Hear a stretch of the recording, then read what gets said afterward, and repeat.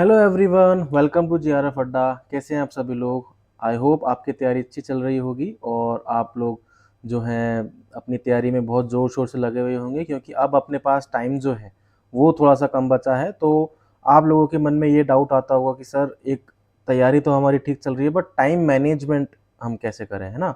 तो time management एक काफ़ी लोगों के साथ समस्या आती है कि इनफैक्ट जब पेपर अटेम्प्ट करते हैं ना, उस समय के टाइम मैनेजमेंट की बात कर रहा हूँ। देखो, पेपर जब आप तैयारी करोगे तो दो तरह की टाइम मैनेजमेंट आपको चाहिए। एक तो आपका होता है जो आप खुद पढ़ाई कर रहे हो, जब आप खुद प्रिपेयर कर रहे हो तो उस प्रिपरेशन के टाइम पे आप जो टाइम यूटिलाइज कर रहे हो कि कितना टाइम आपको पेपर वन में देना है, कितना टाइम आपको पेपर टू में देना है, किस हिसाब से आपको सब्जेक्ट्स को यूटिलाइज करना है, वो टाइम मैनेजमेंट अलग होता है। एंड देन जब आप एग्जाम पेपर हॉल में जब आप एग्जाम अटेम्प्ट कर रहे हो, क्वेश्चन सॉल्व कर रहे हो, तो उस समय आपके पास जो है 3 आवर्स का टाइम होता है और उसके अंदर आपको 150 क्वेश्चन जो है सॉल्व करने होते हैं, है ना? तो ये जो मैनेजमेंट है कि आपको 3 घंटे के अंदर 150 क्वेश्चन सॉल्व करने हैं और उसको एक बार रीचेक भी करना है, वो टाइम मैनेजमेंट बहुत इंपॉर्टेंट होता है। क्योंकि मैंने बहुत सारे बच्चों का ये सुना है कि सर, मेरे तो आखिरी के 10 क्वेश्चन रह गए, 5 क्वेश्चन रह गए, मतलब अटेम्प्ट ही नहीं कर पाए। आते थे नहीं आते थे वो तो सेकेंडरी क्वेश्चन होता है कि वो अटेम्प्ट ही नहीं कर पाए। क्यों? क्योंकि पेपर उनको लेंदी लगने लगा। तो आजकल ये ट्रेंड भी देखने को मिला है कि एक तो कट ऑफ बढ़ रही है और साथ में पेपर लेंदी भी आने लगा है। तो जो इन बच्चों को पेपर लेंदी लग रहा है, तो उनका सिंपल सी बात है कि आपको टाइम मैनेजमेंट जो है वो नहीं समझ में आ रहा है। तो आज की वीडियो में हम लोग टाइम मैनेजमेंट को कैसे टैकल करना है एग्जाम के दौरान, उसकी बात करते हैं। ठीक है? तो शुरू करने से पहले मैं अपने बारे में बता दूं, मेरा नाम अमन अग्रवाल है और आप सभी लोगों का ज्योग्राफी एजुकेटर जो है जेआरएफ अड्डा के प्लेटफॉर्म पे रहता हूँ। और यूजीसी नेट ज्योग्राफी से मैंने 2 बार क्वालिफाई किया है। जेआरएफ मेरा क्वालिफाइड है। अभी प्रेजेंटली मैं पीएचडी कर रहा हूँ और पीएचडी के साथ साथ मैंने जीआईएस क्वालिफिकेशन कोर्स, जो जीआईएस सर्टिफिकेशन कोर्स होता है आपका स्पेशल एनालिटिकल टूल्स के ऊपर, जो दिल्ली यूनिवर्सिटी करवाता है, तो वो सर्टिफिकेशन कोर्स भी मैंने लिया हुआ है। साथ में मुझे अभी 2 साल ऑफलाइन टीचिंग के हो चुके हैं ड्यूरिंग पीएचडी। स्टेट यूनिवर्सिटी से मेरी पीएचडी चल रही है। और आरपीएससी का जो राजस्थान के अंदर असिस्टेंट प्रोफेसर, जो गवर्नमेंट असिस्टेंट प्रोफेसर का एग्जाम होता है, उसको क्वालिफाई करने के बाद जो इंटरव्यू है, रिटर्न क्वालिफाई करने के बाद इंटरव्यू फेस करने का मेरे को एक्सपीरियंस है। तो यदि आप मेरे से ज्योग्राफी पढ़ना चाहते हैं, अपनी तैयारी को बिल्कुल टाइम बाउंड मैनर के अंदर अपनी पूरी तैयारी को एक स्ट्रीमलाइन करना चाहते हैं, तो आप डेफिनेटली जो है paper one plus paper two JRF अड्डा प्रीमियम बैचेस को जो आप चेकआउट कर सकते हो। यहाँ पे सिल्वर और गोल्ड दो तरह के बैचेज हैं, जिसमें आपको एक वन स्टॉप सोल्यूशन जो है वो प्रोवाइड करवाया जाएगा। पेपर वन में तो ऑब्वियसली आप सभी लोग जानते हो कि जेआरएफ अड्डा का कोई दूसरा कॉम्पिटिटर है ही नहीं। ज्योग्राफी के अंदर भी जो है आपको यहाँ पे वन स्टॉप सॉल्यूशन के रूप में सारी चीज़ें जो है करवाई जाएंगी, बहुत ही टाइम बाउंड मैनर में इन्फोग्राफिक्स के थ्रू, है ना? और वन ऑन वन काउंसलिंग का जो है सपोर्ट आपको गोल्ड प्लेटफॉर्म के ऊपर भी दिया जाएगा।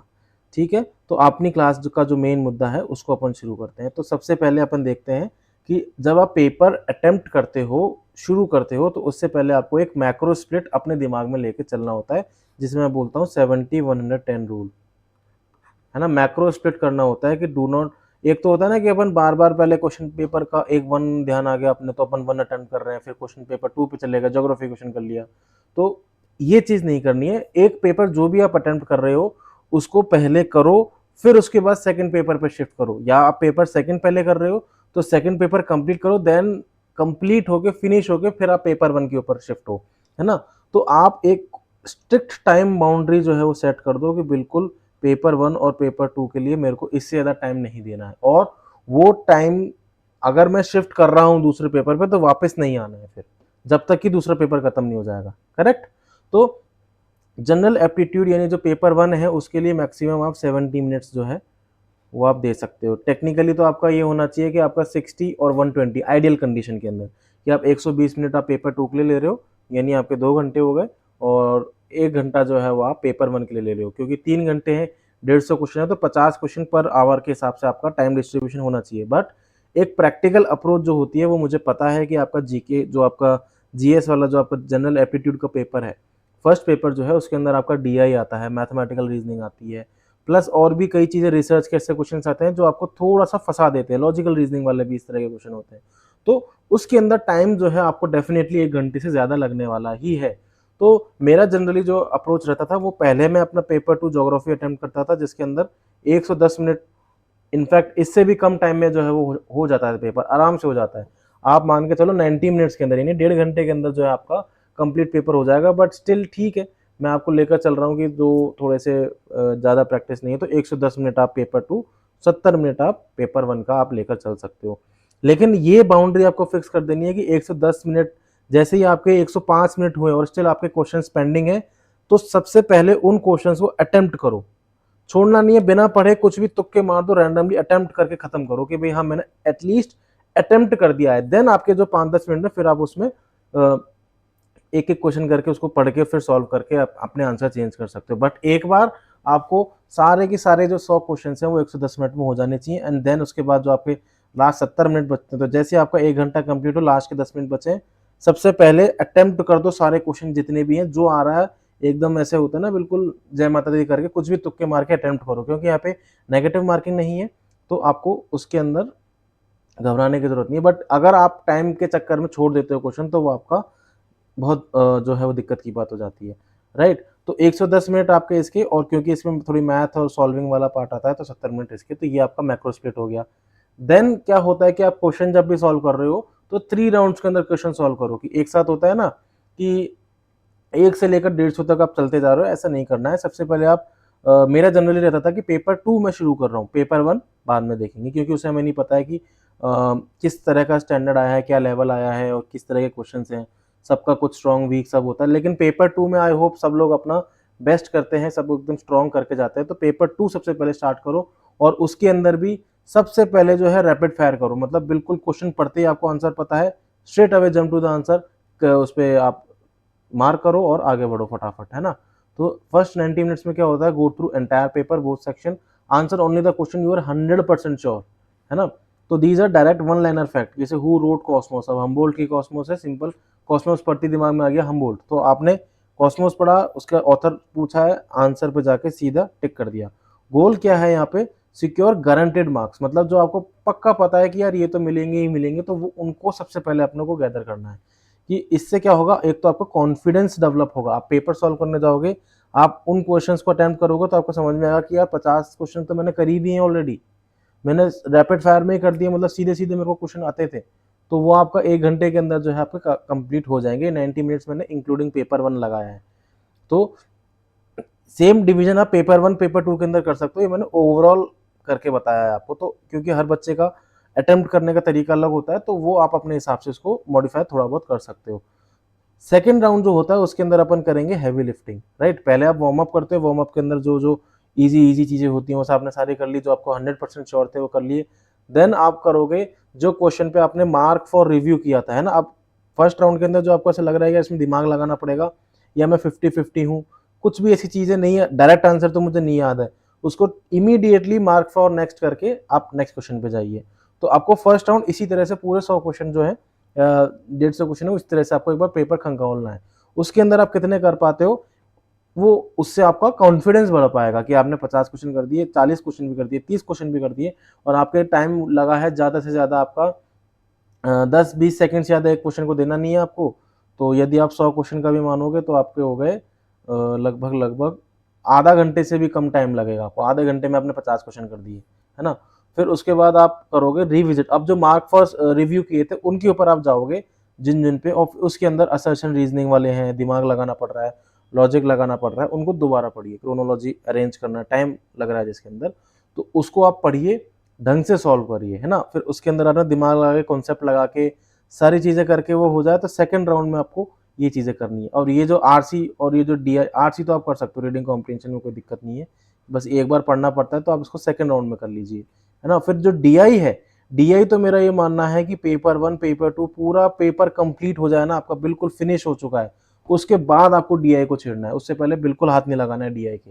सबसे बड़ी गलती होती है कि पेपर शुरू होती है, क्योंकि सबसे पहले 5 क्वेश्चन जो आते हैं वो डीआई के आते हैं, वो नहीं सॉल्व करने हैं, वहां पे टाइम अगर अटक गया आपका, आपका पूरा पेपर अस्त व्यस्त हो जाएगा, अस्त व्यस्त हो जाता है, दिमाग आपका फोकस नहीं रह पाता है। तो डीआई को बिल्कुल सबसे लास्ट में करना है, पहले पेपर 2 करो, पेपर 1 के बाकी के क्वेश्चंस करो, रीडिंग कॉम्प्रिहेंशन कर लो, टीचिंग वगैरह, रिसर्च वगैरह सब कर लो। देन एंड में जो बचता है आपका मैथमेटिकल रीजनिंग और डीआई, इनको सबसे एंड में करना है ना। मार्क फॉर रिव्यू फीचर को आप यूज करोगे। देन जो तीसरा राउंड होता है, अब सेकंड राउंड में भी आपने खूब कर लिया अच्छे से, जिसमें दिमाग लगाना था, कंसेप्ट लगाना था, लगा लिए। अब उसमें भी जो समझ में नहीं आ रहा है आपको कि यार कंसेप्ट लगाने के बाद भी मैं को एग्जैक्ट आंसर पे नहीं पहुंच रहा हूँ, वो तरह के जो क्वेश्चन हैं उसको आप थर्ड राउंड में करोगे। तो थर्ड राउंड में क्या करना है, जिसमें बिल्कुल स्टंप किया हुआ है कि यार एकदम बाउंसर टाइप की बॉल आ गई, नेगेटिव मार्किंग नहीं है, घबराना नहीं है, छोड़ना तो है ही नहीं क्वेश्चन, अटेम्प्ट करो। 50-50 होता है। एलिमिनेशन टेक्निक का आपको मैक्सिमम यूज करना है, इंटेलिजेंट गैसिंग करनी है कि यार ऑड वन आउट जो होता है जनरली, अगर किसी क्वेश्चन में आपको 3 क्वेश्चन इंटर रिलेटेड लग रहे हैं किसी एक पर्टिकुलर कॉन्सेप्ट से, या कुछ भी ऐसा लग रहा है कि ये क्वेश्चन थोड़ा सा बाहर जा रहा है उन तीनों ऑप्शन से, वो ऑप्शन 90% चांसेस है कि वही ऑप्शन आपका करेक्ट आंसर होगा। तो इस तरह की जो चीजें हैं ना, आपको इंटेलिजेंट गैसिंग करनी है, और इसकी जो एक्यूरेसी है वो आपकी विद प्रैक्टिस बढ़ेगी। तो ये जो आपको टाइम मैनेजमेंट बता रहा हूँ, ये आपको ड्यूरिंग द प्रिपरेशन भी आपको, यानी आपकी ड्यूरिंग द मॉक टेस्ट भी आपको फॉलो करनी है। तो आपको 2-4 मॉक टेस्ट दोगे तो आपको चीज़ समझ में आ जाएंगी। ठीक है, 3 राउंड में पेपर हो गया। अब फिर आता है आपका handling specific type of question, जैसे मैच द फॉलोइंग हो गए। तो you really do not need to know all 4 pairs की मैच द फॉलोइंग में आपने जैसे ही एक किया, एक को मार्क करते ही सबसे पहले ऑप्शन देखो, क्या ऑप्शन में एक ही को सॉल्व करते ऑप्शन आ रहा है, तो आपको बाकी के मैच करने में टाइम वेस्ट नहीं करना है। कई बार बहुत क्वेश्चंस में ऐसा होता है कि आपने एक को मैच किया और ऑप्शन में 3 ऑप्शन सीधे एलिमिनेट हो गए सिर्फ एक ही ऑप्शन में। फॉर एग्जांपल इधर की साइड 1 2 3 4 ऐसे आ गए, और इधर की side A B C D आ गए। अब जैसे आपने ये कर लिया कि 2 का तो 4 होगा, 4 2 का मतलब डी होगा, है ना, जो इधर का है उसको आपने इससे मैच द फॉलोइंग यूं कर दिया ऐसे। अब आप ऑप्शंस के पास गए तो एक ही ऑप्शन आ रहा है जिसके अंदर 2 के आगे 4 से मैच किया हुआ है, तो सीधा सीधा जो है आंसर पहुंच जाओगे। अब आप 1 3 4 आपको दिमाग लगाने की जरूरत नहीं है, छोड़ो, आगे बढ़ो, आपका आंसर मिल गया। ठीक है, जब आप पढ़ाई कर रहे हो तब आप उस पर दिमाग लगाओ कि बाकी के क्वेश्चंस में क्या था क्या नहीं था, मैं उसमें से क्या लेसन ले सकता हूँ, मुझे आता है या नहीं आता है। नहीं आता तो दोबारा पढ़ो, बट ड्यूरिंग द एग्जाम एक से आंसर निकल गया, आगे बढ़ो, छोड़ो उस चीज को।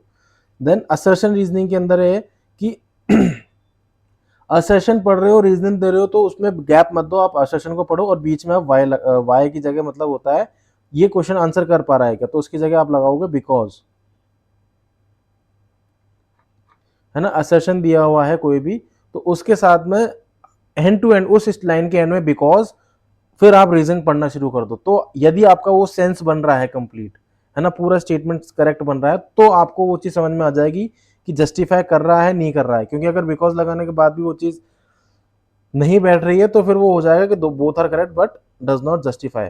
और इसके अंदर ज्यादा ओवर थिंक नहीं करना है, दे आर टाइम बर्नर, क्योंकि कई चीजें ऐसी होती नहीं समझ में आ रही है तो दोनों आपको ये पता है कि दोनों सही है ना, एक तो होता है कि एक स्टेटमेंट ही गलत है तब तो आप सीधे आंसर पे पहुंच जाओगे, दोनों में से एक भी गलत है तो। यदि दोनों सही है तो सीधे आपको एक बार में 2 बार में समझ में नहीं आ रहा है तो सीधा उसको करो both are correct and A is R is the correct explanation of A, खत्म। फिर रीडिंग कॉम्प्रिहेंशन में पहले क्वेश्चंस पढ़ने हैं, read the questions before you read the passage, ये सबसे इंपॉर्टेंट चीज होती है। पहले क्या करते हैं बच्चे, सीधा पैसेज पढ़ना शुरू करते हैं, देन फिर क्वेश्चन पढ़ेंगे, फिर आप वापस पैसेज पढ़ोगे, फिर आप क्वेश्चन पढ़ोगे। तो बेटर है कि आप क्वेश्चंस को पहले पढ़ लो, एक बार दिमाग में पढ़ लो, फिर आप पैसेज पढ़ना शुरू करो। तो आप जब पैसेज पढ़ रहे होंगे ना तो पढ़ते पढ़ते आपको दिमाग में आया कि यार ये तो कुछ क्वेश्चन था, वहीं पे स्टॉप मारो, पूरा आगे मत बढ़ो पैसेज से, सबसे पहले उस क्वेश्चन को जाके अटेम्प्ट करो, उससे रिलेटेड जो और क्वेश्चन हो पा रहे हैं। कई बार होता है कि आपने आधा पैसेज पढ़ा और आपके 5 के 5 क्वेश्चन सॉल्व हो गए, तो आपको क्यों टाइम वेस्ट करना है ना। तो ये टाइम सेविंग मेथड्स हैं जो आपको एग्जाम टाइम में प्रैक्टिस करने हैं, मतलब एग्जाम टाइम में फॉलो करना है। During your practice, during your mock test, इनको आप अच्छे से दिमाग लगाओगे, बट जब आप फाइनल एकदम एकदम मॉक टेस्ट ऐसे दे रहे हो कि यार अब मेरे को एग्जाम की प्रैक्टिस करनी है, तो ये आप ट्रिक्स जो है कुछ इनको आप हैंडल कर सकते हो, ताकि आपका अच्छे से इफेक्टिवली टाइम मैनेज हो जाएगा, है ना। फिर एक होता है मास्टर द सीबीटी इंटरफेस, ये भी सेम, आप जब प्रैक्टिस कर रहे हो तो जो कलर कोडिंग होता है ग्रीन रेड पर्पल, ये सब चीज़ें आपके ब्रेन में सबकॉन्शियस में फिट हो जानी चाहिए, ताकि जैसे ये जो आपकी स्क्रीन आती है ना उसके अंदर, तो ये लेफ्ट वाले पोर्शन पे आपका ये जो पूरा ये ऐसे चौकोर चौकोर चौकोर चौकोर या गोल गोल जो भी है वो आता है। यहाँ पे तो आपको सब्जेक्ट वगैरह की डिटेल्स, आपकी डिटेल्स आती हैं, यहाँ पे जो है वो आपका इस तरह से जो आपके क्वेश्चंस वगैरह सब आते हैं यहाँ पे, है ना। तो अब यहाँ पे फिर आपके वो डिटेल्स दी हुई रहती हैं, कितने अटेम्प्ट किए, कितने वो किए, ये आपका इंटरफेस रहता है। तो ये जो ग्रीन रेड पर्पल वाला चीज़ है ना, ये आपके सबकॉन्शियस में ऐसा फिट हो जाना चाहिए कि आपकी नज़रें तो इधर बनी हुई है इस एरिया में, है ना, आप क्वेश्चन पढ़ रहे हो आंसर कर रहे हो, बट आपको ये जो यहाँ पे स्ट्रक्चर बन रहा है ना, ये ब्लॉक को देख के ही आप डायरेक्टली नहीं देख रहे हो, बट स्टिल आपकी नज़रों से आपको पता चलना चाहिए कि ये क्वेश्चन अभी बाकी हैं, इतने क्वेश्चन मुझे करने हैं, बार बार देखने की जरूरत ना पड़े। तो ये प्रैक्टिस कैसे होगी, ये जो सीबीटी इंटरफेस है जितना ज़्यादा आप घर पे प्रैक्टिस करोगे, बहुत सारे आपके पास प्लेटफॉर्म्स हैं प्रैक्टिस करने के लिए, तो सीबीटी मोड के अंदर आप प्रैक्टिस करिए, घर पे प्रैक्टिस करिए, लैपटॉप पे प्रैक्टिस करिए, मोबाइल पे प्रैक्टिस नहीं हो पाती है। आपके पास अभी लैपटॉप अवेलेबल नहीं है, तो जब आपका एग्ज़ाम आने वाला है तो उस टाइम पे या तो आप किसी से बोरो कर लीजिए, या फिर आप कोई कॉलेज की लाइब्रेरी में जाके या कहीं पे भी एक दो बार इसकी प्रैक्टिस करिए कि आपको ये जो चीज़ है आपके बिल्कुल नज़रों में बैठ जाए। सबकॉन्शियस माइंड आपका बहुत हेल्प करता है, जितनी आप मेहनत करोगे उतना आपका सबकॉन्शियस स्ट्रांग होता है ना? तो ये चीज़ों का आपको ध्यान रखना होता है। तो ये अगर आपने कर लिया है सब चीज़ें, तो उसके बाद जो है आपका इफ़ेक्टिवली जो मैं बता रहा हूँ, जो आपका 180 मिनट होते हैं ना, उसके अंदर से आप इसको 150 से 160 मिनट के अंदर आराम से कंप्लीट हो जाएगा पेपर। मतलब मैंने ये देखा था, जब मैंने जेआरएफ किया था तो मेरा 150 मिनट में, यानी 1.5 घंटे में कंप्लीट हो गया था। और उसमें जब मेरा बाहर आके पूछा तो बच्चे कह रहे हैं कि लेंदी पेपर था, लेंदी बता रहे हैं, क्वेश्चन छूट गए उनके, है ना, लेंदी क्वेश्चन थे, क्वेश्चन स्किप हो गए उनके। मेरा 1.5 घंटे में कंप्लीट हो गया था। उसके बाद मेरे से एक दो मैथ्स के क्वेश्चन सॉल्व नहीं हो रहे थे, वो ठीक है, वो उसमें अगर सॉल्व नहीं हो रहे हैं तो अब आपके पास पूरा पेपर कंप्लीट है। मैंने जो क्वेश्चन सॉल्व नहीं भी हो रहे थे ना, उसमें मैं तुक्का मार के छोड़ गया था कि भाई मेरे दिमाग में नहीं आ रहा है, कोई दिक्कत नहीं है, मेरे को बाकी पेपर मेरा अच्छा हुआ, मुझे पता था। अब वो क्वेश्चन अगर नहीं आ रहा तो मैं 1.5 घंटे आधा घंटे तक पूरे टाइम जो है उसके अंदर लगा रहा, जितनी मेरी मैथ्स की नॉलेज थी, जितने मेरे को फॉर्मूले जाते थे, सब कुछ लगा लिया। और इन दी एंड मैंने अपना ऑप्शन चेंज किया था कि यार ये एक रेंज में मैं पहुंच गया था कि डीआई वाला क्वेश्चन था कि डीआई में इसके अंदर ये आएगा। तो अब उसके हिसाब से मेरे 2 क्वेश्चन एलिमिनेट हो गए। तो 2 ऑप्शन एलिमिनेट करने के बाद मैंने वो किया और मेरा वो क्वेश्चन सही भी हो गया था। तो ये चीज़ें होती हैं, जब आप इफेक्टिवली टाइम मैनेज करोगे, आपका पेपर टाइमली कंप्लीट हो जाएगा, तो माइंड जो है वो आपका बहुत स्टेबल रहेगा, काम रहेगा। तो जो चीज़ें डिफ़िकल्ट भी होंगी ना चीज़ें, वो आप बहुत ईज़िली, और टाइम अगर आपने बचा लिया तो फिर आपके दिमाग से वो टेंशन नहीं है। अब आपके वही है कि आधा घंटे आपको वैसे भी बैठना ही है, पेपर कंप्लीट हो गया तो क्यों ना वो मैथ्स के जो क्वेश्चन आपसे सॉल्व नहीं हो रहे थे, उसके अंदर दिमाग लगा के उसको सॉल्व किया जाए। तो ये चीज़ें होती हैं, आपको टारगेट लेके चलना है कि 150 मिनट के अंदर मुझे पेपर कंप्लीट करना है, चाहे कुछ भी हो जाए, कुछ भी हो जाए, 150 मिनट में पेपर कंप्लीट करना है। और ये चीज़ आपको प्रैक्टिस जितनी करोगे उसी से पॉसिबल होगी। अगर आप सोचोगे मैं सिर्फ पढ़ाई पढ़ाई कर लूँगा और सीधे जाके जो है अपने एग्ज़ाम के अंदर स्ट्रैटेजी को फॉलो करूँगा, तो वो आपको पेपर लेंदी ही लगने वाला है, आपका पेपर कंप्लीट नहीं होगा, है ना? तो कम से कम 10, 20, 50 मॉक टेस्ट आप पहले से देकर जाइए, उसके अंदर आपकी ये आदत बन जाएगी, तो वो आप सबकॉन्शियसली उस जो एग्ज़ाम हॉल होगा वहाँ पे भी आप 1.5 घंटे में पेपर कंप्लीट हो जाएगा आपका, ठीक है? फिलहाल के लिए इस वीडियो में इतना ही। आपको वीडियो कैसा लगा, आपको क्या समझ में आया, आप नीचे कमेंट डाउन करके बताइएगा। अच्छा लगा है तो वीडियो को लाइक करिएगा, शेयर करिएगा, और बाकी आपके क्या फीडबैक है, क्या सुझाव है, नीचे कमेंट डाउन करके बताइएगा। कोई और डाउट यदि आपके माइंड में है जो आपको पढ़ना है, या कुछ और ऐसी चीज़ है जो समझनी बाकी है, तो आप नीचे कमेंट करके बताइएगा। उस वीडियो को अपन डेफिनेटली, उस टॉपिक को अपन नेक्स्ट वीडियो में एड्रेस करेंगे, ठीक है? फिलहाल के लिए इतना ही। All the very best, thank you very much.